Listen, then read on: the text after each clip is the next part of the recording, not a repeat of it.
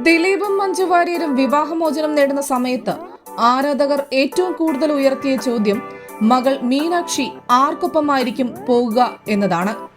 അന്ന് പിതാവായ ദിലീപിനൊപ്പം പോകാനായിരുന്നു മീനാക്ഷിയുടെ തീരുമാനം. മകളുടെ തീരുമാനത്തെ താൻ അംഗീകരിക്കുന്നതായി പിന്നാലെ മഞ്ജു വാര്യറും വ്യക്തമാക്കിയിരുന്നു. മകൾക്ക് അച്ഛനോടുള്ള ഇഷ്ടം തനിക്ക് അറിയാമെന്നും അതുകൊണ്ട് തന്നെ മകളുടെ തീരുമാനത്തെ മാനിക്കുന്നുവെന്നുമാണ് മഞ്ജു വാര്യർ വ്യക്തമാക്കിയത്. അന്നു മുതൽ ഇങ്ങോട്ട് പിതാവിനൊപ്പം എല്ലാ പിന്തുണയുമായി മീനാക്ഷിയുണ്ട്. ദിലീപ് കാവ്യമാധവനെ വിവാഹം കഴിച്ചപ്പോഴും മീനാക്ഷിയായിരുന്നു മുന്നിൽ നിന്നത്.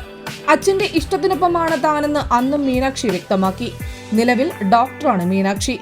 അടുത്തിടെ ചെന്നൈ ശ്രീ രാമചന്ദ്ര മെഡിക്കൽ കോളേജിൽ നിന്നാണ് മീനാക്ഷി മെഡിക്കൽ ബിരുദം പൂർത്തിയാക്കിയത്.